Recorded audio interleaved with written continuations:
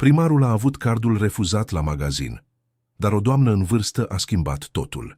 Mihai Popescu Ionescu nu și-ar fi putut imagina niciodată că un simplu card de credit îi poate schimba viața pentru totdeauna. Iată-l acum, primar al unui oraș prosper din județele din Transilvania, în mijlocul celui mai aglomerat supermarket din regiune, cu zeci de alegători în jur, asistând la cel mai stânjenitor moment din cariera sa politică. Sunetul bip negativ al terminalului a răsunat în încăpere ca un ciocan lovindu-i demnitatea. Mihai a încercat din nou cu un alt card, apoi cu altul, dar toate erau refuzate unul după altul. Mâinile i-au început să transpirate în mănușile de piele italiană pe care le purta, iar nodul de la cravata de mătăsie părea să se strângă din ce în ce mai tare în jurul gâtului său. "Domnule primar, poate aveți un alt card?" a întrebat tânăra casieră, încercând să păstreze discreția, dar vocea îi purta acel ton de stinghereală pe care toți cei din jur l-au putut percepe. Mihai s-a uitat la cumpărăturile de bază din fața lui: pâine, lapte, ouă, niște fructe. Produse simple pe care oricine le-ar cumpăra fără să stea pe gânduri, dar pentru el, în acel moment, reprezentau o barieră de nedepășit. A scotocit disperat prin portofel, căutând bani lichizi pe care știa că nu-i are acolo. De ani de zile nu mai purta bani cash, obișnuit fiind cu practicitatea cardurilor corporative ale primăriei. Atunci a simțit o prezență lângă el. O mână delicată, marcată de timp, s-a întins oferind un card albastru simplu. "Permiteți-mi, vă rog," a spus o voce blândă, plină de amabilitate. Mihai s-a întors și a văzut o doamnă de culoare de aproximativ 70 de ani, îmbrăcată în haine simple, dar curate. Părul ei cărunt era strâns într-un coc discret, iar ochii ei căprui străluceau cu o seninătate care contrastează cu nervozitatea lui. Era ceva familiar în fața aceea, dar Mihai nu reușea să-și dea seama ce. "Nu, doamnă, nu pot accepta," a încercat Mihai să protesteze, dar vocea i-a ieșit slabă și fără convingere. "Acceptă, fiule, toți avem nevoie de ajutor câteodată," a insistat ea, cu un zâmbet maternal care a mișcat ceva în pieptul lui Mihai. Doamna s-a adresat operatorului de la casă, pe care Mihai a realizat acum că are aceiași ochi expresivi ca și doamna în vârstă. "Ioana, trece totul pe contul meu, te rog." "Da, mamă," a răspuns tânăra, și Mihai a observat tonul respectuos și afectuos cu care îi se adresa doamnei în vârstă. În timp ce tranzacția era procesată, Mihai simțea privirile curioase și șoaptele oamenilor din jur. Unii și-au scos deja telefoanele și filmau discret. Alții comentați între ei și putea să audă fragmente de conversații. "E primarul. Ce situație! N-are bani nici de mâncare." Doamna a rămas calmă lângă el, ca și cum l-ar fi protejat în acel moment de vulnerabilitate. Când cumpărăturile au fost finalizate, ea s-a întors spre el cu un zâmbet senin. "Gata, fiule, puteți să vă luați lucrurile." "Voi depune banii în contul divisei chiar mâine," a spus Mihai, încercând să-și recapete puțin din demnitate. "Nu vă faceți griji acum," i-a răspuns ea, dar apoi s-a aplecat mai aproape și i-a șoptit ceva care i-a înghețat sângele în vine. "Recunoști învățătoarea Elena, Mihai? Aceeași căreia i-ai promis că nu vei uita niciodată?" Mihai a rămas paralizat. Elena Dumitrescu. Învățătoarea lui din clasa a 3-a, acum peste 50 de ani. Femeia care a crezut în el când toți îl vedeau doar ca pe un alt băiat sărac de la periferie. Aceeași pe care a pus-o într-un cămin de bătrâni acum 5 ani, când sănătatea ei a început să se deterioreze și pe care de atunci a vizitat-o doar sporadic, mereu cu grabă, mereu cu scuze. "Învățătoare Elena, eu," a băiguit el, dar ea se îndepărta deja, ducându-și propriile cumpărături într-o pungă de pânză uzată. "Treceți pe la mine mâine, Mihai." "Trebuie să vorbim," spuse ea, fără să se uite înapoi. Mihai rămase nemișcat, ținându-și cumpărăturile, în timp ce oamenii se împrăștiau treptat. Ioana, fiica Elenei, îl privea cu o expresie care amesteca dezaprobarea și ceva ce părea a fi milă. "Mama dumneavoastră este bine?" întrebă Mihai, încercând să înceapă o conversație. "Mama mea este o luptătoare, domnule primar. Întotdeauna a fost," răspunse Ioana sec. chiar și atunci când copiii pe care i-a crescut, ca și cum ar fi ai ei, o uită în căminuri de bătrâni. Fraza a fost ca o lovitură în stomac pentru Mihai. Știa că Ioana avea dreptate, iar vinovăția pe care o căra de ani de zile se intensifică. Ioana, Scuzați-mă, domnule primar. Am alți clienți de servit. Îl întrerupse ea, chemând următoarea persoană din rând. Mihai ieși din supermarket cu pași rapizi, încercând să evite privirile curioase. Șoferul său, Andrei, îl aștepta afară, lângă Volkswagenul negru oficial al primăriei. Totul în regulă, domnule primar? Ați întârziat mai mult decât de obicei, observa Andrei, deschizând ușa din spate. Mergem acasă, Andrei. Și repede, răspunse Mihai, urcând în mașină și închizând ochii, încercând să proceseze ce se întâmplase. Pe durata călătoriei până acasă, în cartierul burghez al orașului, Mihai nu se putea opri din a se gândi la învățătoarea Elena. Își amintea de ea ca de o femeie energică, plină de viață, care credea întotdeauna în potențialul elevilor săi. Ea fusese una dintre puținele persoane care au văzut în el ceva mai mult decât un băiat sărac cu haine cârpite. Ea fusese cea care l-a învățat să citească corect, care l-a încurajat să studieze, care i-a dăruit primele cărți. Când Mihai a câștigat o bursă pentru a studia la o școală particulară mai bună, Elena a fost cea care l-a însoțit în prima zi, mândră ca și cum ar fi fost mama lui. Dragă ascultător, dacă vă place povestea, profitați să dați like și mai ales să vă abonați la canal. Acest lucru ne ajută foarte mult pe noi care începem. Acum, continuând. Casa lui Mihai se afla într-un complex rezidențial de lux, cu grădini bine îngrijite și securitate non-stop. Era o construcție modernă, din sticlă și marmură, pe care o cumpărase când devenise primar pentru prima oară, acum 6 ani. Casa era un simbol al succesului său, al drumului pe care îl parcursese de la acel băiat sărac pe care îl cunoscuse Elena. Soția sa, Diana, era în living când a intrat el. Era o femeie elegantă de 45 de ani, fostă Miss locală, care se căsătorise cu Mihai când cariera lui politică era în ascensiune. Părul său blond era aranjat perfect, ca întotdeauna, și purta un costum de marcă care costa mai mult decât câștigau mulți oameni într-o lună. Unde ai fost, Mihai? Am încercat să te sun de mai multe ori, spuse ea, fără să-și ridice ochii de la revista de modă pe care o răsfoia. Am fost să cumpăr câteva lucruri de la magazin, răspunse el punând pungile pe blatul bucătăriei gurme. Să cumperi? Tu însuți? Diana se uită în sfârșit la el surprinsă. La ce avem angajați, Mihai? Câteodată e bine să facem lucrurile singuri, murmură el, scoțând cravata și slăbind gulerul cămășii. Diana îl studie un moment, observând că ceva era diferit. S-a întâmplat ceva? Pari ciudat. Mihai ezită. Cum să-i explice soției sale că fusese umilit public la supermarket? Cum să-i spună că cardurile i-au fost refuzate și că trebuise să accepte caritatea fostei sale învățătoare? Cum să recunoască că Ioana, fiica Elenei, atinsese o rană pe care încerca să o ignore de ani de zile? Nimic important. A fost o zi lungă la primărie, spuse el, ocolind subiectul. În acea noapte, Mihai abia a putut să doarmă. S-a tot zvârcolit în pat, gândindu-se la întâlnirea cu Elena și la cuvintele Ioanei. La ora 3 dimineața, a renunțat să mai încerce să adoarmă și s-a dus în biroul său de acasă. S-a așezat în fotoliul său de piele și a pornit computerul. A tastat Elena Dumitrescu în sistemul primăriei și a găsit înregistrarea azilului unde se afla ea, Căminul de Bătrâni Speranța, în zona de est a orașului. O transferase acolo după un episod în care se rătăcise, întorcându-se de la piață. Medicul spusese că erau semne inițiale de probleme de memorie, iar Mihai luase decizia practică de a o interna.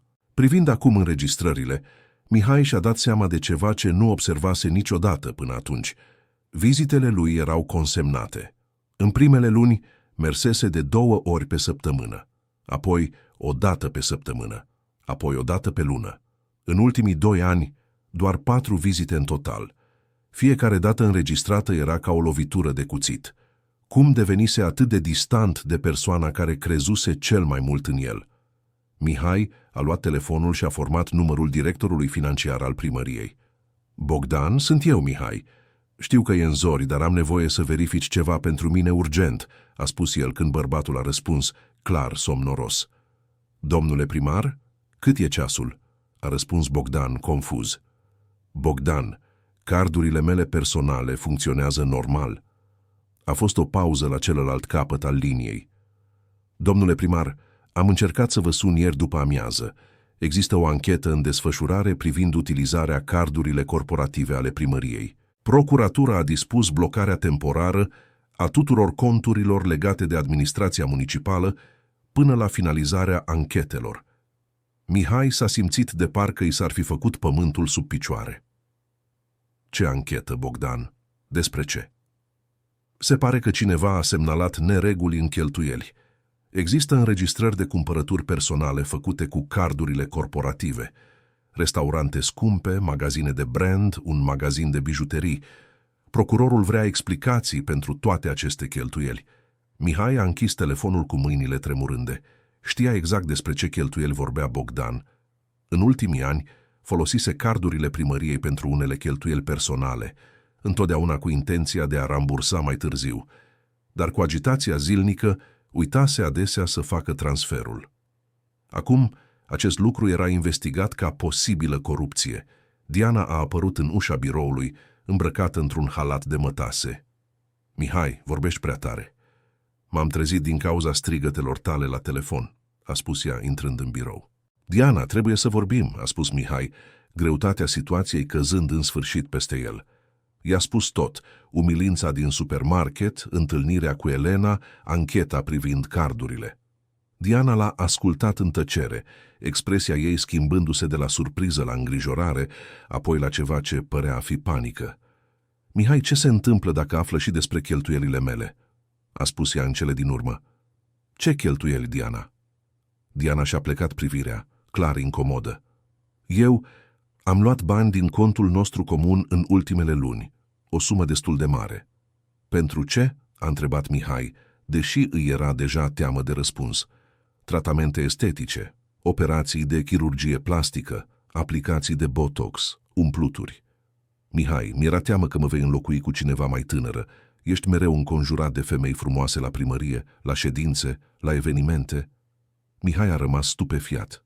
Diana își cheltuise economiile pe proceduri estetice din insecuritate, în timp ce el folosise carduri corporative pentru cheltuieli personale din comoditate. Amândoi comiseseră greșeli care se întorceau acum să-i bântuiască. Cât, Diana? Cât ai cheltuit? Aproximativ 80.000 de lei, a șoptit ea. Mihai și-a trecut mâinile peste față. 80.000 de lei erau aproape toate economiile lor personale. Cu cardurile blocate și conturile primăriei sub investigație, erau practic fără bani lichizi. Sunetul soneriei i-a întrerupt gândurile. Mihai se uită la ceas. 6:30 dimineața. Cine ar putea să-i viziteze atât de devreme? Andrei, care dormea în casa personalului din spatele proprietății, a apărut la ușa biroului. Domnule primar, este o doamnă la poartă care spune că are o conversație programată cu dumneavoastră. A spus că se numește Elena. Mihai și Diana se priviră unul pe altul. El nu programase nimic cu Elena, dar își amintea vag că ea îi spusese să treacă pe la ea acasă. Crezuse că ea se refera la casa ei. Poți să o lași să intre, Andrei, spuse Mihai, încercând să-și aranjeze rapid înfățișarea. Câteva minute mai târziu, Elena a apărut la ușa biroului. Purta același fel de haine simple ca în ziua precedentă, dar era ceva impunător în postura ei. Ochii ei parcurageră mediul luxos, notând fiecare detaliu. Bună dimineața, Mihai. Sper să nu deranjez, spuse ea cu aceeași seninătate ca la supermarket. Desigur că nu, doamnă profesoară. Aceasta este soția mea, Diana, spuse Mihai făcând prezentările. Diana o salută pe Elena politicos, dar Mihai percepu disconfortul ei. Diana nu era obișnuită să primească vizite de la oameni simpli în casa lor. Doamnă profesoară, ați dori să luați o cafea? Oferi Mihai. Accept, mulțumesc. Dar mai întâi, aș dori să vorbesc cu dumneavoastră despre câteva lucruri importante, spuse Elena, așezându-se într-unul din fotoliile biroului. Mihai servi cafeaua pentru toți și se așeză față în față cu Elena. Era ceva în postura ei care îl făcea să se simtă din nou ca băiețelul de 8 ani pe care l-a învățat să citească. Mihai, știu că situația dumneavoastră financiară este complicată în acest moment, spuse ea direct. Mihai aproape că se înnecă cu cafeaua. Cum știți dumneavoastră asta? Ioana lucrează la banca unde aveți cont. N-ar fi trebuit să-mi spună, dar s-a îngrijorat când a văzut situația cardurilor dumneavoastră ieri. În plus, știrile despre investigație deja circulă în oraș. Mihai, simți cum sângele îi se scurge din față. Dacă știrile circulau deja, era doar o chestiune de timp până când presa locală va prinde povestea. Cariera lui politic ar putea fi ruinată.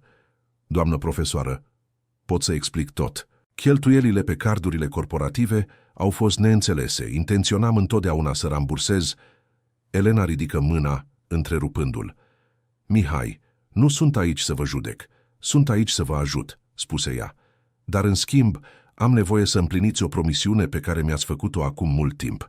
Mihai, simți un fior. Ce promisiune? Vă amintiți de ultima zi de clasă din clasa a 3-a? Întrebă Elena, privirea ei fixându-i se în a lui. Mihai scotoci în memorie. Își amintea vag de absolvirea școlii primare, de Elena plângând de mândrie când a primit diploma cu note maxime. Mi-ați promis în fața întregii clase că atunci când veți crește și veți avea succes, veți construi o bibliotecă în cartierul nostru. Ați spus că ați vrut ca și alți copii săraci să aibă aceeași șansă pe care ați avut-o dumneavoastră să vă îndrăgostiți de cărți. Amintirea se întoarse ca o lovitură. Mihai își aminti acum. Făcuse acea promisiune cu inima plină de recunoștință și determinare. Dar de-a lungul anilor, pe măsură ce viața lui se schimbase, promisiunea rămăsese îngropată sub responsabilitățile și ambițiile vieții de adult. Doamnă profesoară, eu îmi amintesc promisiunea, spuse el cu glasul înecat. Minunat! Atunci vă amintiți și că am spus că voi păstra această promisiune în inimă până când veți putea să o împliniți, spuse Elena zâmbind. Și a sosit timpul, Mihai. Dar, doamnă profesoară, cum am spus, situația mea financiară este complicată acum. De aceea sunt aici să vă ajut, îl întrerupse din nou. Am niște economii pe care vi le pot împrumuta pentru a trece peste această perioadă dificilă. Dar, în schimb, vreau să vă angajați oficial să construiți biblioteca. Mihai se uită la Diana, care părea confuză de toată conversația. Apoi s-a uitat din nou la Elena, încercând să înțeleagă propunerea. Doamnă profesoară, aveți economii suficiente să-mi împrumutați?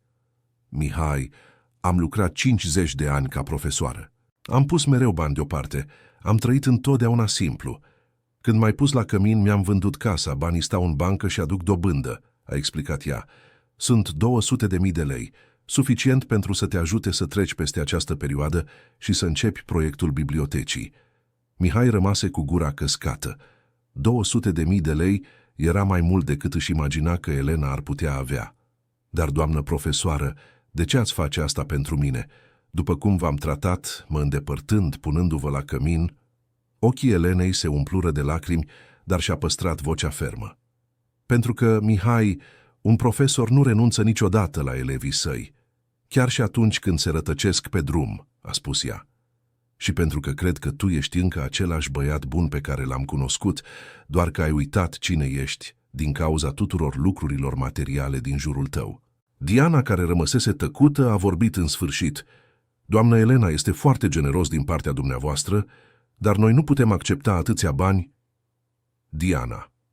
Elena se întoarse spre ea. Uneori, a accepta ajutorul este primul pas pentru a ne aminti cine suntem cu adevărat. Mihai simțea un amestec de emoții, recunoștință, rușine, speranță și frică. Oferta Elenei l-ar putea salva financiar, dar l-ar forța și să înfrunte omul care devenise. Doamnă profesoară, dacă accept ajutorul dumneavoastră, cum aș putea fi sigur că voi construi biblioteca? Cum puteți avea încredere în mine după ce am amânat promisiunea atâta timp? Elena zâmbi și Mihai văzu în acel zâmbet aceeași profesoară îngăduitoare pe care o cunoscuse cu decenii în urmă. Pentru că de data asta, Mihai, nu va fi doar o promisiune între tine și mine. Va fi un angajament public și pentru că voi fi alături de tine, ajutând să se întâmple, a spus ea. În plus, Ioana este avocat. Ea poate să se ocupe de toată partea legală a proiectului. Ioana este avocat? A întrebat Mihai, surprins. Presupusese că era doar casieră. A absolvit dreptul acum 2 ani. Lucrează la supermarket ziua pentru a ajuta cu cheltuielile și face gărzi într-un birou noaptea. Este o fată harnică ca mama ei, a spus Elena cu mândrie. Mihai și-a amintit de felul în care Ioana se uitase la el în supermarket, de felul în care vorbise despre copiii care își uită mamele. Acum înțelegea mai bine situația. Ioana muncea din greu pentru a-și întreține mama și pentru a putea lucra în domeniul în care s-a specializat. Doamnă profesoară, accept ajutorul dumneavoastră, a spus Mihai în sfârșit, și promit că de data asta voi ține cuvântul dat despre bibliotecă. Minunat, a spus Elena ridicându-se din fotoliu, dar există o condiție suplimentară. Mihai și Diana s-au uitat la ea așteptând. Vei pleca de la cămin și vei veni să locuiești cu mine, a spus ea zâmbind.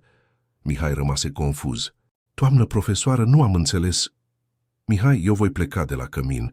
Vreau să-mi petrec ultimii ani ajutând la construirea acestei biblioteci, văzând proiectul luând formă. Vreau să mă simt utilă din nou, a explicat ea. Ioana a găsit deja o casă mică de închiriat, lângă terenul unde se va construi biblioteca. Dar, doamnă profesoară, sunteți în stare să locuiți singură? Doctorul a spus că am unele lapsusuri de memorie cauzate de depresia de a fi departe de viața mea, de rutina mea, de scopurile mele, l-a întrerupt Elena. De când am ieșit temporar de la cămin pentru a organiza această discuție cu tine, mintea mea este mai limpede decât a fost în ultimii ani. Mihai a înțeles atunci că o subestimase pe Elena. Ea nu era o doamnă neajutorată care avea nevoie de îngrijire constantă.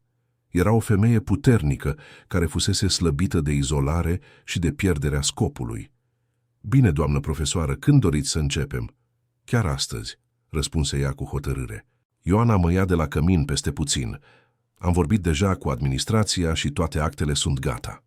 Elena se îndreptă spre ușă, dar se opri și se întoarse spre Diana. Diana, aș dori ca și tu să participi la proiectul bibliotecii. Sunt sigură că ai talente care pot fi foarte utile. Diana păru surprinsă de invitație. Eu nu știu dacă aș fi de folos. N-am lucrat niciodată la proiecte sociale. Dragă, nu este niciodată prea târziu să începi să aduci un aport comunității, spuse Elena cu blândețe.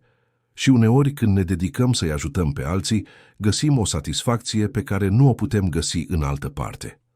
După ce Elena ieși, Mihai și Diana rămaseră tăcuți în birou, procesând tot ce se întâmplase.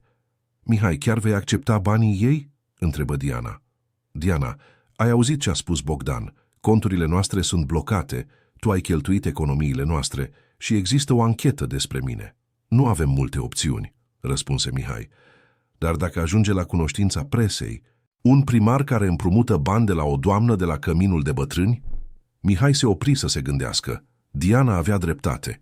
Dacă povestea ajungea în ziare, putea fi interpretată negativ, dar pe de altă parte, care era alternativa? Diana, poate că e timpul să nu ne mai îngrijorăm atât de mult cu aparențele și să începem să ne îngrijorăm să facem ceea ce este corect, spuse el. În acea după-amiază, Mihai se duse la notar însoțit de Elena și Ioana pentru a oficializa împrumutul și angajamentul pentru construcția bibliotecii. Ioana pregătise toate documentele legale, demonstrând o competență profesională care l-a impresionat pe Mihai. Domnule primar, am inclus o clauză care stabilește un calendar pentru construcție, explică Ioana arătând actele. Dacă din orice motiv proiectul nu este executat conform acordului, valoarea împrumutului devine o donație pentru comunitate, care va fi administrată de o comisie de locuitori. Mihai își dădu seama că Ioana nu-i ușura lucrurile. Ea își proteja mama și comunitatea de promisiuni goale posibile. Bine, Ioana, sunt de acord cu toate condițiile, spuse el, semnând documentele. Când ieșiră de la notar, Mihai întrebă despre terenul unde urma să fie construită biblioteca. Doamnă profesoară, unde anume plănuiți să construiți biblioteca? Elena și Ioana schimbară o privire pe care Mihai nu a putut-o interpreta. Mihai, există o problemă cu terenul, spuse Elena. Lotul care fusese rezervat pentru echipamente publice în cartier A fost vândut unui om de afaceri anul trecut. Mihai, simți cum îi se strânge stomacul. Vândut? Cum adică vândut? Terenuri destinate echipamentelor publice nu pot fi vândute unor particulari. Și totuși au fost, spuse Ioana sec. Omul de afaceri Henric Moraru a cumpărat terenul pretinzând că va fi folosit pentru un proiect social privat, dar până acum a construit doar un parc de auto pentru camioanele companiei sale. Mihai îl cunoștea pe Henric Moraru. Era unul dintre cei mai influenți oameni de afaceri din oraș, proprietarul unei companii de transport și logistică. Era și unul dintre cei mai mari contribuabili ai campaniei lui Mihai din ultimele alegeri. Voi vorbi cu Henric. Sunt sigur că ne va ajuta să rezolvăm această situație, spuse Mihai încercând să pară mai încrezător decât se simțea. Sper că da, Mihai, spuse Elena, pentru că am început deja să răspândesc vestea despre bibliotecă în comunitate. Oamenii sunt entuziasmați. Mihai simți o presiune în piept. Elena începuse să divulghe proiectul înainte, chiar să fie sigură de teren. Asta însemna că, dacă ar fi eșuat, nu ar fi dezamăgit doar pe ea, ci întreaga comunitate. Dragă ascultător, dacă vă place povestea, nu uitați să dați like și mai ales să vă abonați la canal. Acest lucru ne ajută foarte mult pe noi, cei care începem acum continuând. Luni dimineață, Mihai a ajuns la primărie mai devreme decât de obicei. Vroia să rezolve situația cu Henric Moraru înainte ca alte probleme să se acumuleze. Dar intrând în biroul său, l-a găsit pe Bogdan, directorul financiar, așteptându-l cu o expresie gravă. Domnule primar, trebuie să vorbim urgent, a spus Bogdan, închizând ușa în urma lui. Bogdane, știu deja despre investigație. Mă ocup de problema asta, a spus Mihai, încercând să demonstreze că are controlul situației. Nu e vorba doar despre investigație, domnule primar, ci despre consecințele ei, a răspuns Bogdan, așezându-se pe scaunul din fața biroului lui Mihai. Știrea a ajuns la presă. Ziarul local va publica mâine un articol despre cheltuielile neregulamentare. Mihai s-a simțit de parcă ar fi primit o lovitură în stomac. Cum a ajuns la ei? Cine a... Nu știm. Dar jurnalista Patricia Sandu m-a sunat ieri cerând lămuriri despre sume. Are documente, domnule primar. Chitanțe, extrase de cont.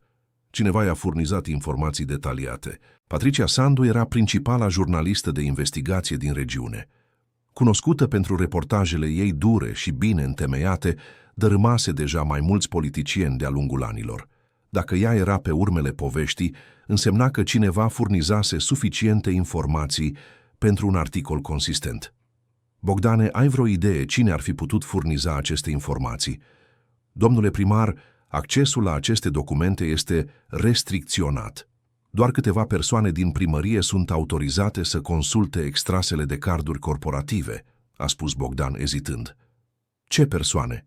Eu, dumneavoastră, secretara particulară, trezorierul Claudiu și auditul intern.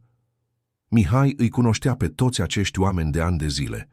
Nu-și putea imagina cine ar fi avut motive să scoată la iveală informații împotriva lui. Bogdane, vreau o ședință cu toți astăzi. Trebuie să aflăm cum s-a întâmplat asta. Domnule primar, mai este o problemă, a continuat Bogdan. Opoziția în Consiliul Local se mișcă deja. Consilierul Augustin Fieraru articulează o cerere de impeachment. Augustin Fieraru era liderul opoziției, un om ambițios care întotdeauna poftise spre funcția de primar. Mihai știa că acesta va profita de orice oportunitate pentru a încerca să-l detroneze. Telefonul de pe birou a sunat. Secretara a anunțat că Henric Moraru era la recepție, cerând să vorbească cu primarul. Spuneți-i să intre, a spus Mihai, gândindu-se că poate era o bună ocazie să rezolve problema terenului. Henric a intrat în birou cu încrederea lui obișnuită. Era un bărbat în 50 și ceva de ani, cu părul cărunt bine tuns, întotdeauna îmbrăcat impecabil. L-a salutat pe Mihai cu o strângere de mână fermă, dar Mihai a observat ceva diferit în ochii lui. Mihai, trebuie să vorbim, a spus Henric, așezându-se fără a fi invitat. Henric, mă bucur că ai apărut. Voiam și eu să vorbesc cu tine despre ceva, a spus Mihai. Îmi închipui că e vorba despre terenul pe care l-am cumpărat în cartierul Speranța, a spus Henric, surprinzându-l pe Mihai. De unde știi că vreau să vorbesc despre asta? Mihai, într-un oraș de această mărime, știrile se răspândesc repede. Știu deja despre parteneriatul tău cu profesoara pensionară pentru a construi o bibliotecă, a spus Henrik, cu un zâmbet care nu îi ajungea până la ochi. Mihai a realizat că tonul lui Henrik nu era prietenos ca de obicei. Henrik, aș vrea să vorbesc cu tine despre posibilitatea de a folosi o parte a terenului pentru proiectul bibliotecii. Este un proiect important pentru comunitate. Mihai, Henrik a spus, dând din cap ca și cum ar fi avut de-a face cu un copil. Chiar crezi că e momentul să te îngrijorezi din cauza bibliotecilor? Cum adică? Mihai, știu despre situația ta financiară, știu despre investigație, știu despre cardurile blocate, Henrik a spus, aplecându-se în față, și am o propunere pentru tine. Mihai a simțit un fior. Era ceva în felul în care vorbea Henrik, care îl făcea să se simtă incomod. Ce fel de propunere? Pot să rezolv toate problemele tale, Mihai. Pot să fac ca investigația să dispară.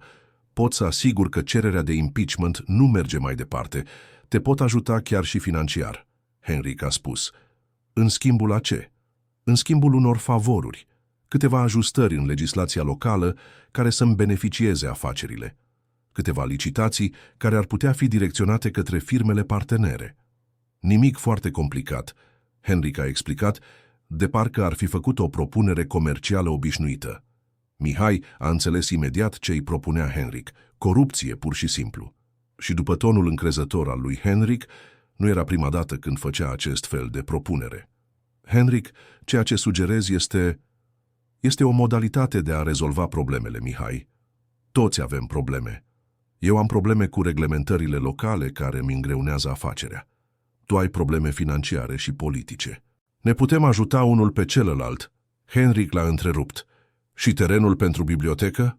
Ah, terenul. Henrik a zâmbit. Ei bine, dacă mi-accepți propunerea, poate putem găsi o soluție și pentru asta. Poate o mică parte a terenului, bineînțeles. Nu pot să renunț la tot spațiul. Mihai s-a uitat la Henrik și a văzut nu un prieten sau un susținător, ci un prădător care profita de o situație de vulnerabilitate. Oferta era ispititoare, să-și rezolve toate problemele cu un acord simplu. Dar Mihai știa că a accepta ar fi însemnat să devină ostaticul lui Henrik pentru totdeauna. Henrik, trebuie să mă gândesc la propunerea ta, Mihai a spus, încercând să câștige timp. Desigur, Mihai, dar nu întârzia prea mult. Oportunitățile ca aceasta au termen de valabilitate, Henrik a spus, ridicându-se. Și, Mihai, această conversație a noastră rămâne între noi, nu-i așa? După ce Henrik a plecat, Mihai a rămas singur în biroul său, simțind greutatea deciziilor pe care trebuia să le ia. Pe de o parte, avea propunerea coruptă a lui Henrik, care i-ar fi rezolvat problemele imediat. Pe de altă parte, avea angajamentul moral față de Elena și comunitate. A luat telefonul și a sunat-o pe Elena. Doamnă profesoară, sunt Mihai. Ne putem întâlni? Trebuie să vă spun câteva lucruri. Desigur, fiule, sunt la Casa Nouă cu Ioana. Ai adresa? Mihai a notat adresa și a părăsit primăria. Pe drum, a încercat să-și organizeze gândurile. Cum să-i explice Elenei că terenul nu este disponibil? Cum să-i spună despre propunerea coruptă a lui Henrik?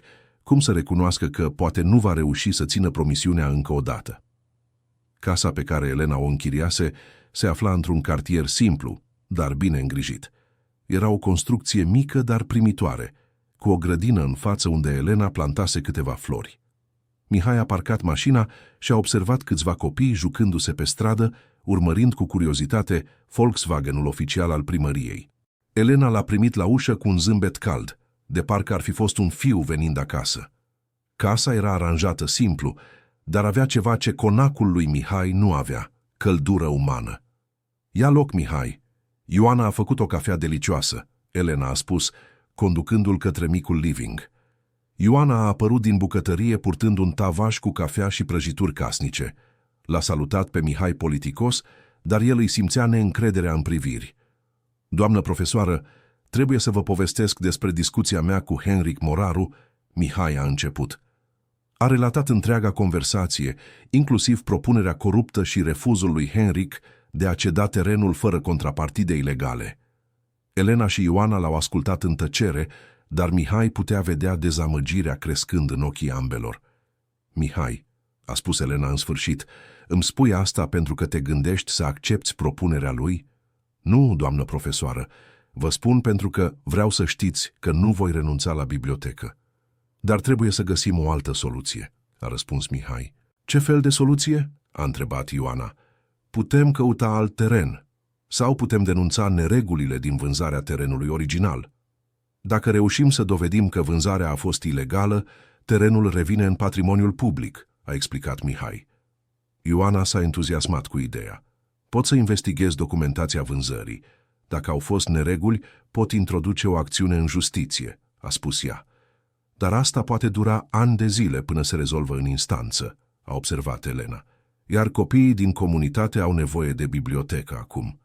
Mihai a simțit din nou povara responsabilității. Elena avea dreptate.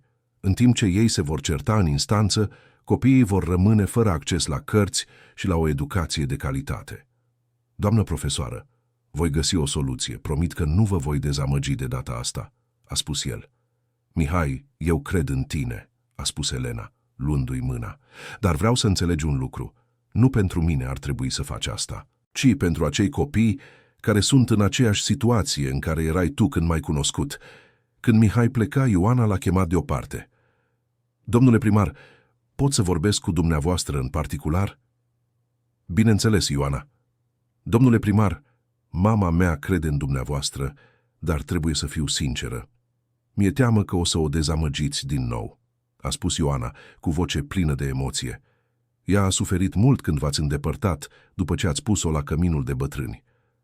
Plângea în fiecare zi întrebându-se ce a făcut greșit pentru ca dumneavoastră să nu o mai vizitați. Mihai a simțit un nod în gât.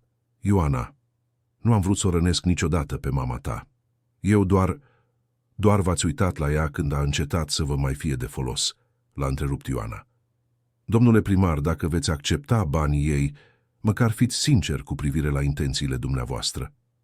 Ioana, intențiile mele sunt să-mi țin promisiunea, să construiesc biblioteca și să răsfăț măcar puțin din ce a făcut mama ta pentru mine, a spus Mihai.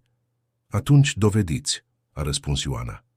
Dovediți că v-ați schimbat, pentru că dacă îi veți frânge inima din nou, jur că voi face totul pentru ca întreg orașul să afle ce fel de bărbat sunteți cu adevărat. Mihai a înțeles că Ioana nu făcea o amenințare goală, își proteja mama în singurul mod în care știa. Ioana, ai tot dreptul să te îndoiești de mine, dar voi dovedi că merit încrederea voastră, a spus el. Întorcându-se acasă în acea seară, Mihai a găsit-o pe Diana, uitându-se la televizor în sufragerie. Ea a oprit aparatul când a intrat el. Mihai, cum ți-a fost ziua? Ai reușit să rezolvi ceva? Mihai i-a povestit despre conversația cu Henrik și despre situația terenului.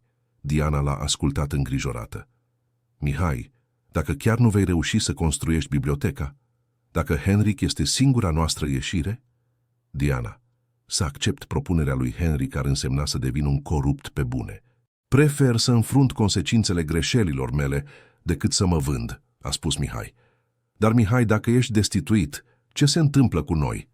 Casa asta, nivelul nostru de trai, toate acestea depind de funcția ta de primar, a spus Diana cu voce plină de neliniște. Mihai s-a uitat la soția lui și și-a dat seama că ea era mai îngrijorată de confortul material decât de problemele etice. Asta l-a făcut să se gândească la cum ajunseseră să aprecieze mai mult aparențele decât integritatea. Diana, poate că e timpul să ne reconsiderăm prioritățile, spuse el cu blândețe. Dimineața următoare Mihai se trezi din cauza sunetului insistat al telefonului său. Era Bogdan, vizibil agitat. Domnule primar, articolul a apărut în ziar și e mai rău decât ne-am imaginat, spuse Bogdan. Mihai se îmbrăcă rapid și se duse la cel mai apropiat chioșc de ziare. Titlul era afișat pe prima pagină. Primarul a folosit card public pentru cheltuieli personale. Articolul detalia cheltuieli la restaurante scumpe, bijuterii, magazine de brand, toate efectuate cu carduri corporative ale primăriei. Dar ceea ce i-a atras cel mai mult atenția lui Mihai a fost o fotografie de pe pagina a doua. el fiind ajutat de Elena în supermarket. Legendă spunea, primar fără bani acceptă caritate de la o bătrână în piață. Mihai simți un amestec de furie și umilință. Cineva îi fotografiase cel mai rușinos moment din viață și îl vânduse ziarului. Telefonul său începu să sune neîncetat. Jurnaliști care voiau declarații, consilieri locali care cereau explicații, consilieri care voiau să știe cum să procedeze. Mihai a închis telefonul și s-a dus direct la primărie. Când a ajuns la clădirea administrației municipale, a găsit un mic grup de manifestanți în fața intrării. Acestea purtau pancarte cu fraze precum „Înapoiați banii publici” și „Jos primarul Hoț”. Mihai a intrat prin intrarea laterală, evitând manifestanții, dar știa că nu putea scapa de situație pentru totdeauna. În biroul său a găsit o grămadă de cereri de interviu de la posturi de televiziune și radio. Bogdan îl aștepta cu o expresie gravă. Domnule primar, consilierul local Augustin Fieraru a programat o conferință de presă pentru această după-amiază. Va anunța oficial cererea de demisie, a informat Bogdan. Și apărarea noastră? Ce linie vom adopta? A întrebat Mihai. Domnule primar, am vorbit cu avocatul primăriei. El recomandă să returnați imediat toate sumele cheltuite în mod necorespunzător și să vă cereți scuze public. Asta poate atenua situația, a spus Bogdan. Dar nu am banii să înapoiez acum, conturile noastre sunt blocate, și-a amintit Mihai. Da, asta e partea complicată, a recunoscut Bogdan. Mihai și-a petrecut ziua încercând să găsească o soluție. A vorbit cu avocați, cu consilieri de presă, cu aliați politici, dar toate opțiunile păreau să ducă în același loc. Trebuia să înapoieze banii și să accepte uzura politică. Spre sfârșitul zilei a primit un apel neașteptat. Mihai, sunt Henric. Ai văzut știrile? Am văzut, Henric. Propunerea mea încă stă în picioare, Mihai. De fapt, acum este și mai avantajoasă pentru tine. Pot nu doar să-ți rezolv problemele politice, ci și să te ajut să înapoiezi banii cheltuiți, a spus Henric.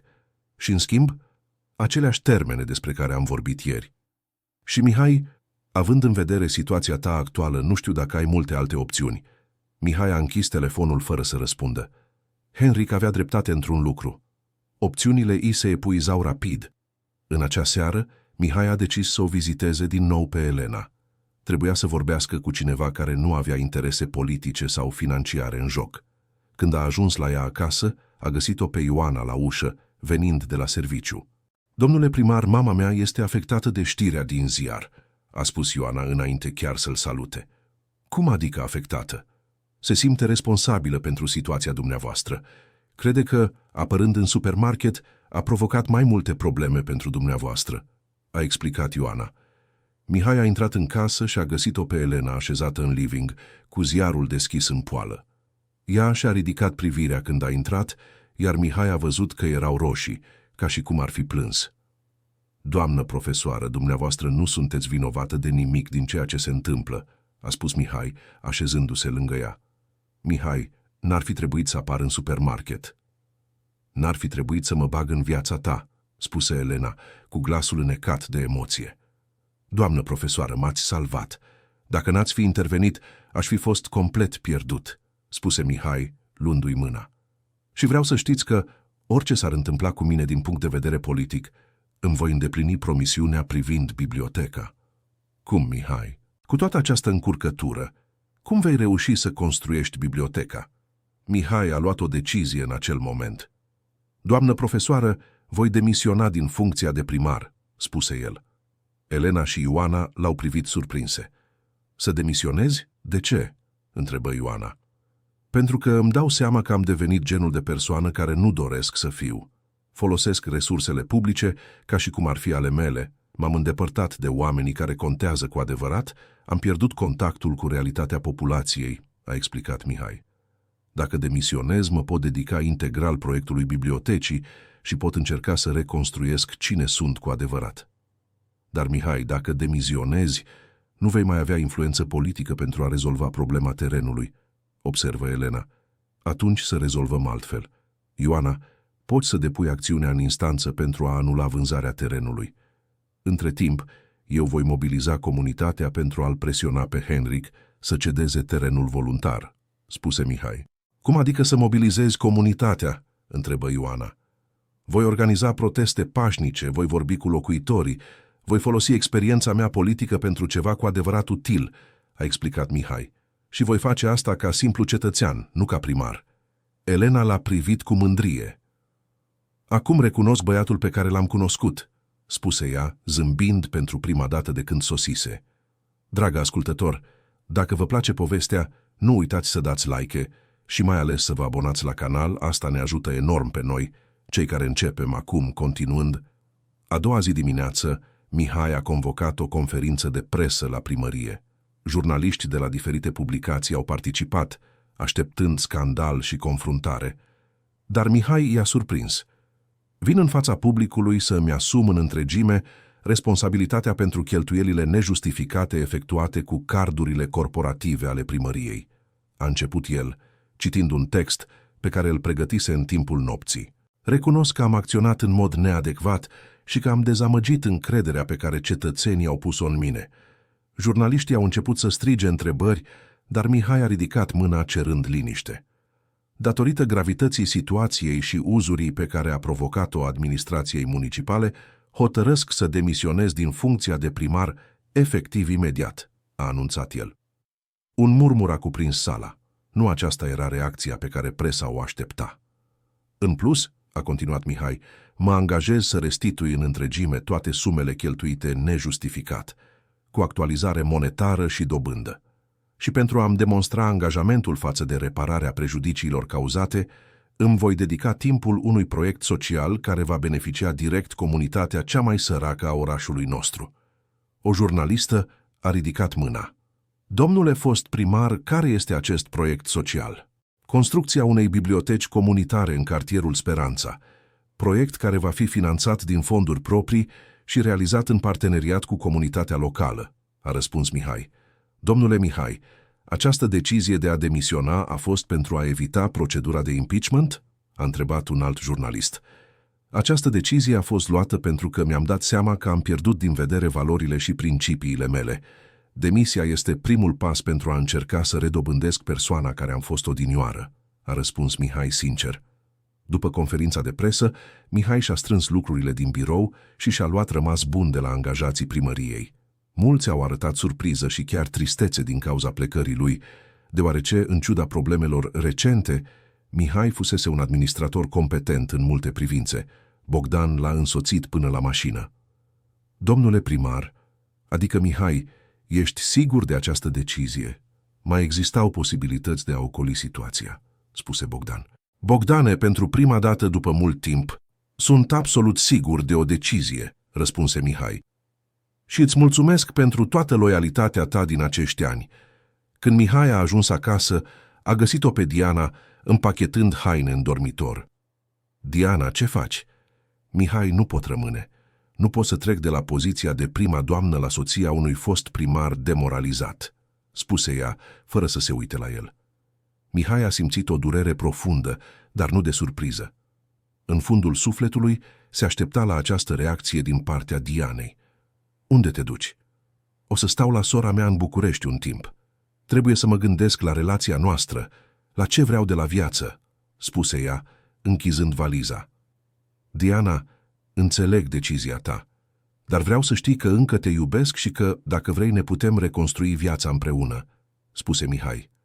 Mihai, eu m-am căsătorit cu primarul de succes, nu cu omul care încerci să devii acum, răspunse ea, uitându-se în sfârșit la el. Poate că asta e bine pentru amândoi. Poate că trebuie să descoperim cine suntem cu adevărat când nu mai jucăm roluri. Diana a plecat de acasă în acea după-amiază, lăsându-l pe Mihai singur în conacul gol.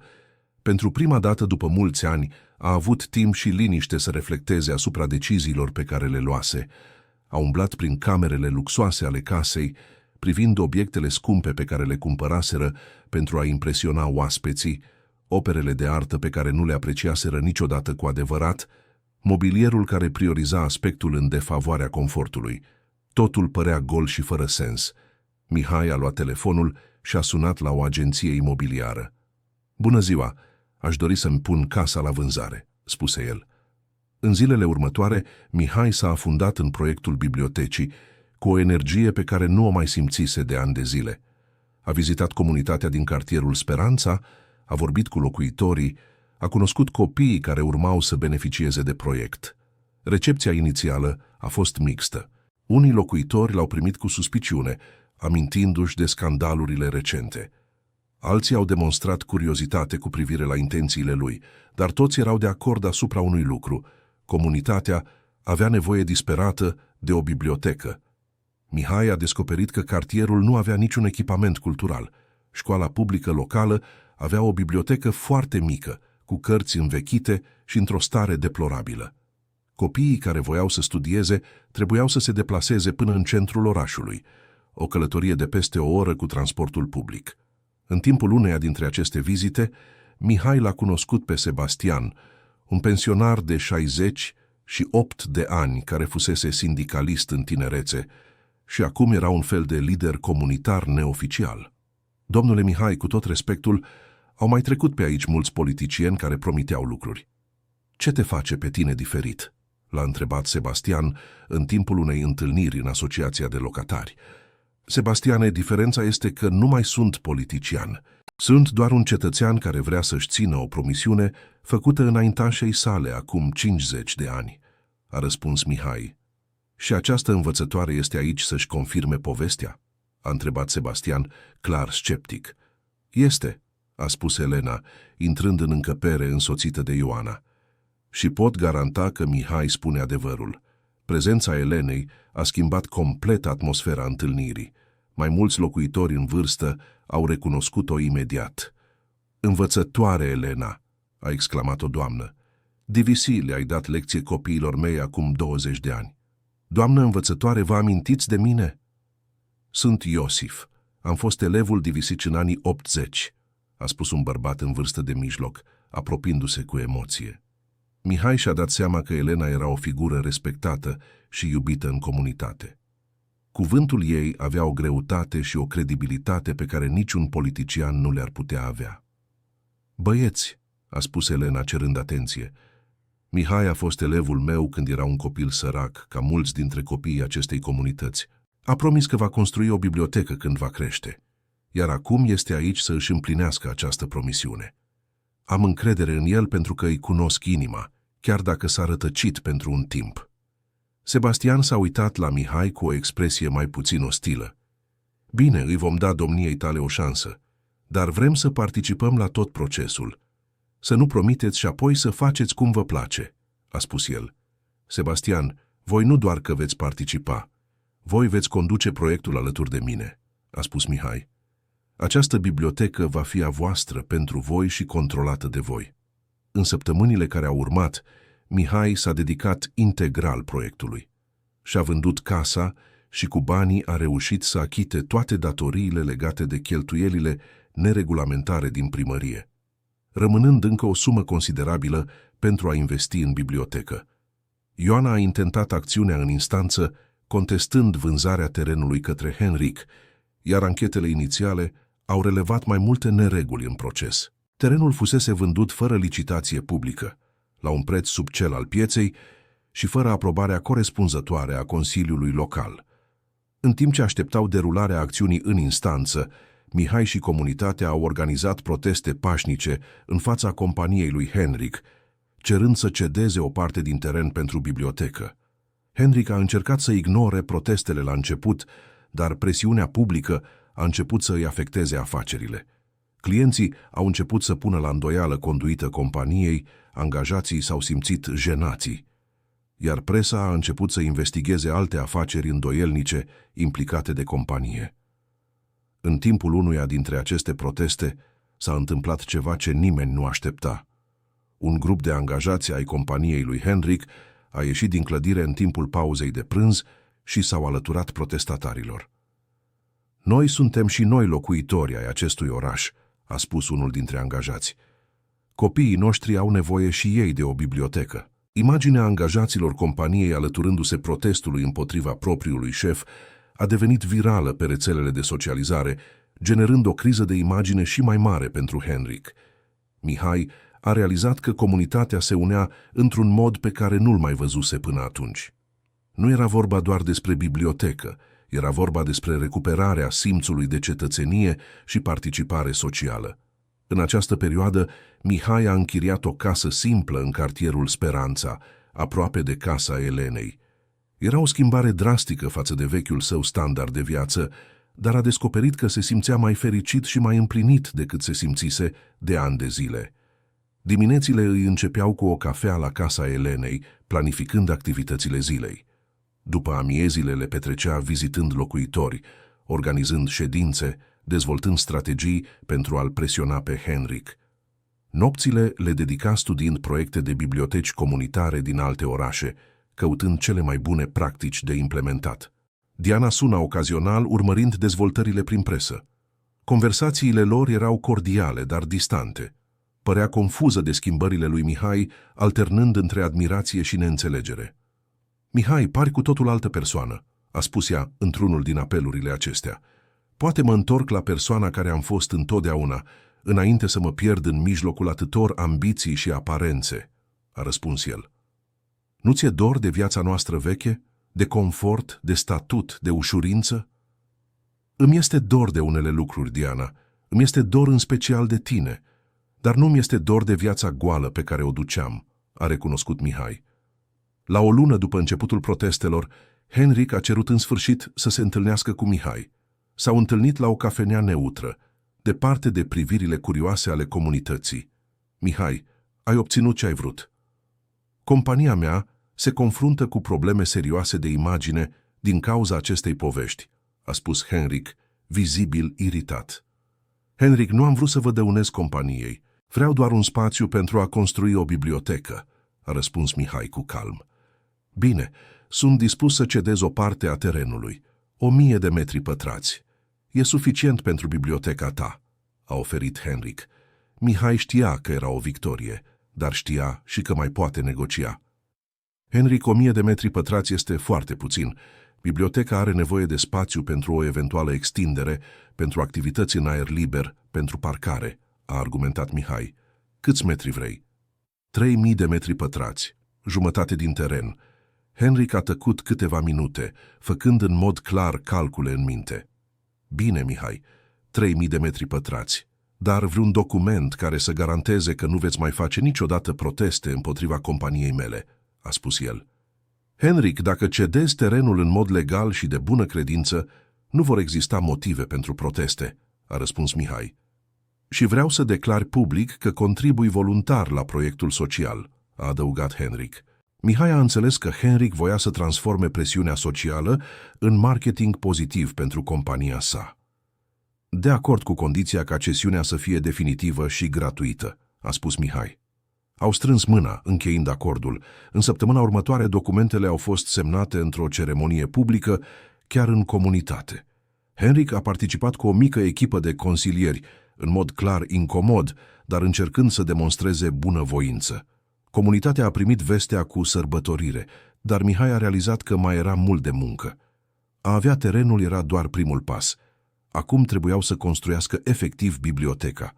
Ioana reușise să formeze o echipă de avocați voluntari care să se ocupe de toate aspectele legale ale proiectului. Arhitecți și ingineri din regiune s-au oferit să dezvolte proiectul tehnic fără costuri.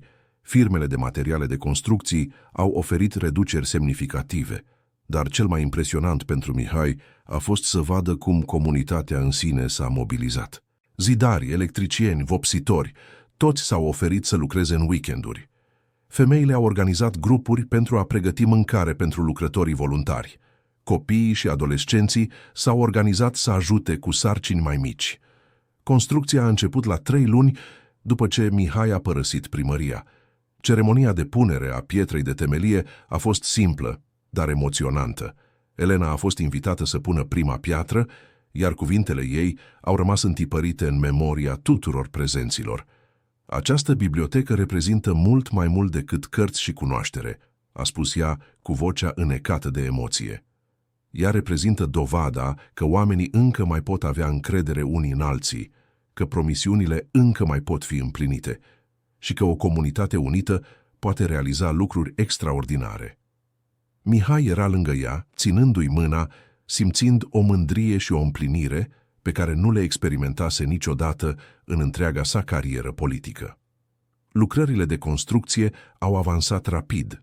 Comunitatea se organizase într-un mod impresionant, cu grupuri responsabile de diferite aspecte ale proiectului. Sebastian coordona lucrările de construcție, Ioana se ocupa de aspectele legale și birocratice, Elena coordona achiziția de cărți și organizarea colecției. Mihai a descoperit talente și abilități pe care nu știa că le posedă. A învățat să lucreze cu mâinile, ajutând la construcție. A dezvoltat abilități de organizare comunitară care erau foarte diferite de abilitățile politice pe care le folosea obișnuit. Și mai ales a învățat să asculte cu adevărat nevoile și opiniile oamenilor. Pe durata construcției au existat momente de tensiune și provocări. Au fost probleme cu furnizorii, dificultăți tehnice, divergențe privind aspectele proiectului, dar la fiecare problemă care apărea, comunitatea se unea pentru a găsi soluții.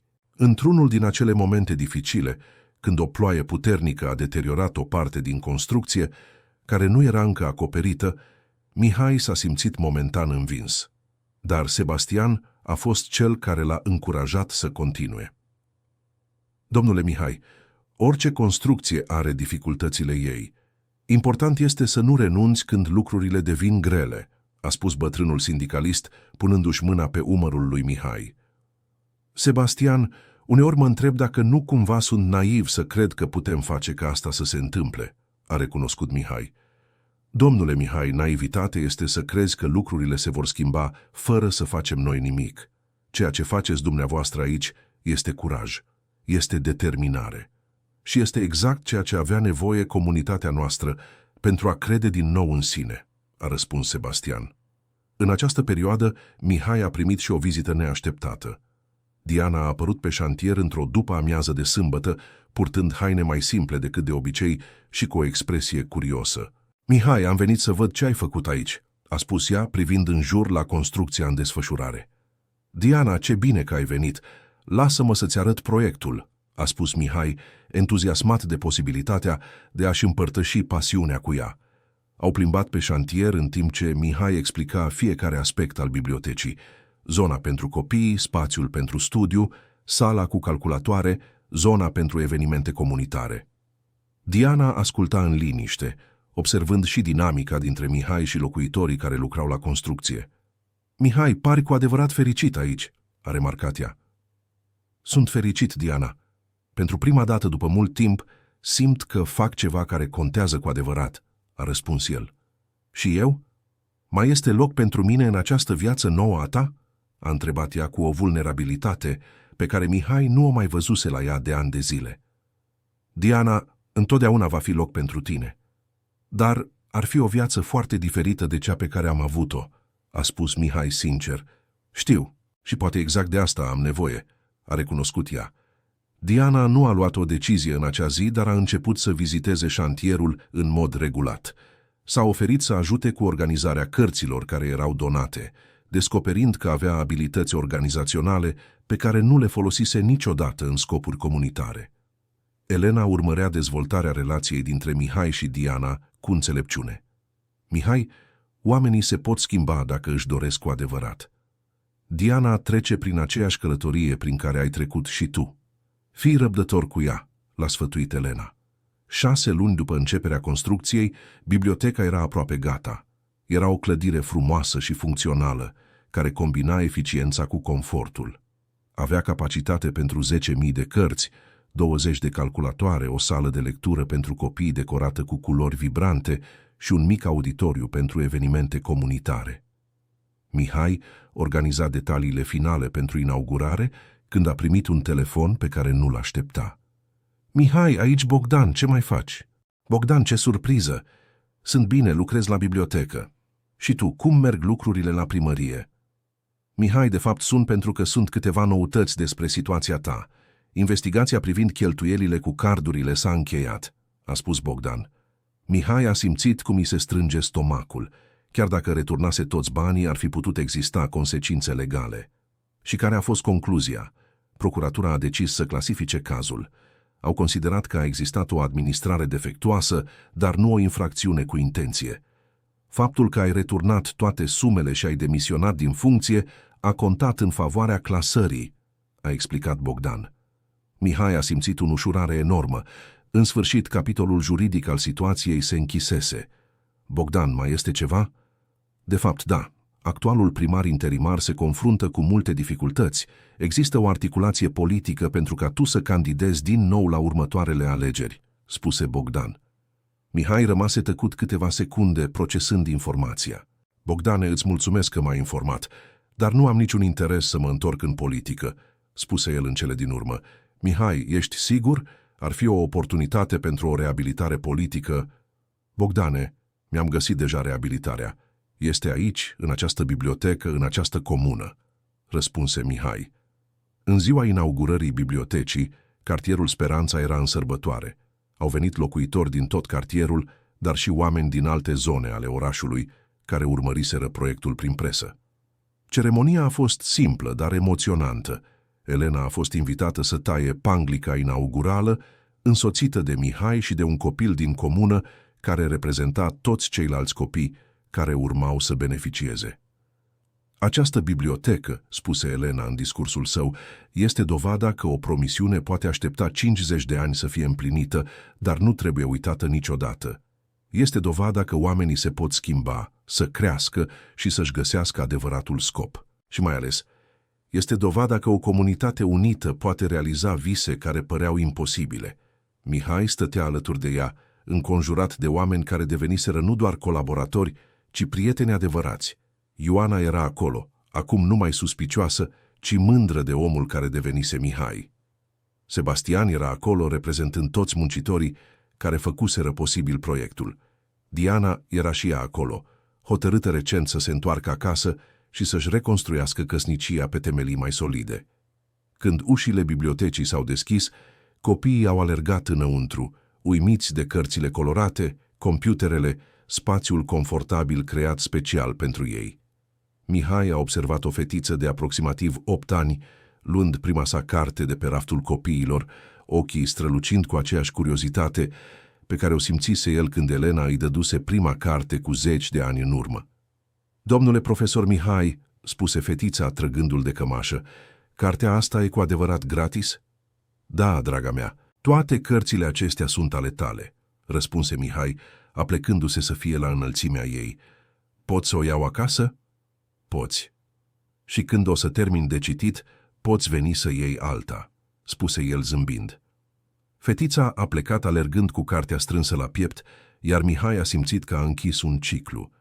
El era acum adultul care îndemna un copil să viseze prin cărți, așa cum făcuse Elena cu el. În lunile care au urmat, biblioteca a devenit inima comunității. Pe lângă împrumutul de cărți, oferea cursuri de alfabetizare pentru adulți, lecții de informatică, ore de lectură pentru copii, conferințe educative și spațiu pentru întâlniri comunitare. Mihai a devenit coordonatorul voluntar al bibliotecii, lucrând alături de Ioana, care își părăsise slujba de la supermarket pentru a se dedica integral proiectului. Elena, în ciuda vârstei, venea zilnic la bibliotecă, ajutând cu activitățile pentru copii și îndrumând tinerii studenți. Transformarea în comunitate a fost vizibilă. Copiii care petreceau după amiezile pe stradă aveau acum un loc sigur și stimulant pentru a studia și se juca. Adulții care nu terminaseră niciodată școala au găsit motivația să învețe din nou. Biblioteca a devenit un simbol că schimbările pozitive sunt posibile. Povestea lui Mihai și a bibliotecii a ajuns la cunoștința altor comunități care au început să-l caute pentru ajutor în implementarea unor proiecte similare. Mihai și-a dat seama că și-a găsit o nouă vocație, să ajute comunitățile să se organizeze și să-și realizeze propriile vise. Un an după inaugurarea bibliotecii, Mihai era ocupat cu organizarea arhivelor proiectului când a găsit o scrisoare pe care Elena o scrisese pentru el, dar nu i-o predase niciodată. Scrisoarea data de la câteva luni înainte ca ea să părăsească căminul de bătrâni. Dragul meu Mihai, spunea scrisoarea, îți scriu această scrisoare fără să știu dacă vei citi-o vreodată. Știu că ești ocupat cu viața ta importantă și înțeleg că o bătrână profesoară nu are multe de oferit unui bărbat de succes ca tine. Dar vreau să știi că nu am încetat niciodată să cred în băiatul bun pe care l-am cunoscut acum atâția ani. Știu că el există încă undeva în interiorul bărbatului care ai devenit. Și dacă într-o zi te vei simți pierdut, adu-ți aminte de promisiunea pe care mi-ai făcut-o despre bibliotecă. Nu pentru că aș avea nevoie să o împlinești, ci pentru că, împlinind-o, poate că vei regăsi cine ești cu adevărat. Cu dragoste și speranță, profesoara ta, Elena. Mihai a simțit lacrimi în ochi citind scrisoarea. Elena crezuse în el chiar și atunci când el însuși încetase să mai creadă în sine. Ea plantase o sămânță de mântuire care aștepta doar momentul potrivit să înflorească. În acea după-amiază, Mihai a mers să o caute pe Elena la bibliotecă. Ea era în zona pentru copii, citind o poveste unui grup de copii mici care o ascultau hipnotizați. Când povestea s-a terminat și copiii s-au dispersat, Mihai s-a apropiat de ea. "Doamnă profesoară, am găsit scrisoarea dumneavoastră," a spus el arătând hârtia îngălbenită. Elena a zâmbit, fără a arăta surpriză. "Nu trebuia să găsești scrisoarea, Mihai. Te-ai găsit pe tine însuși, ceea ce a fost mult mai important," a spus ea. "Doamnă profesoară, cum ați reușit să credeți în mine când eu însumi renunțasem să mai fiu o persoană bună?" Mihai, un profesor învață să vadă potențialul chiar și atunci când este ascuns și învață că oamenii se pot pierde pentru un timp, dar asta nu înseamnă că sunt pierduți pentru totdeauna, a explicat Elena. Tu aveai nevoie doar de un motiv să-ți amintești cine erai cu adevărat. Mihai a îmbrățișat-o pe Elena, simțind o recunoștință pe care cuvintele nu o puteau exprima. Ea fusese mai mult decât o profesoară, fusese păzitoarea esenței lui umane în anii în care se pierduse în ambiție și vanitate. 2 ani mai târziu, biblioteca din cartierul Speranța devenise un model pentru alte comunități. Mihai ajutase la construcția a încă 5 biblioteci comunitare în diferite cartiere ale orașului și regiunii. Diana devenise o colaboratoare activă a proiectelor, descoperind o satisfacție în munca comunitară pe care nu o simțise niciodată în viața ei anterioară. Într-o după-amiază de toamnă, Mihai era la bibliotecă când o tânără jurnalistă a venit să-l intervieveze despre proiectele comunitare. "Domnule Mihai, mulți oameni spun că ați sacrificat o carieră politică promițătoare pentru a vă dedica muncii sociale. Regretați această alegere?" Mihai s-a uitat pe fereastra bibliotecii și a văzut copiii jucându-se în micul grădină pe care o construiseră lângă clădire. A văzut adulți studiind în sala de clasă, pregătindu-se să se întoarcă pe piața muncii. A văzut-o pe Elena îndrumând un adolescent în studiile sale, cu aceeași răbdare și afecțiune pe care i-o arătase și lui cu decenii în urmă. "Nu am sacrificat o carieră," a răspuns Mihai în cele din urmă. "Am găsit o vocație și diferența este că o carieră o faci pentru tine însuți. O vocație o faci pentru alții și la sfârșit descoperi că o făceai și pentru tine însuți. Și care sunt planurile dumneavoastră pentru viitor?" "Să continui să împlinesc promisiuni," a spus Mihai zâmbind. "Am descoperit că nu este niciodată prea târziu să fii persoana care am promis că vom fi când eram copii." Sfârșitul poveștii. Acum spuneți-mi ce ați crezut despre transformarea lui Mihai. Crez. Am fi încântat să citim părerile voastre sincere în comentarii. Și dacă această poveste v-a emoționat, nu uitați să dați like și mai ales să vă abonați la canal. Vă mulțumim mult că ne-ați însoțit.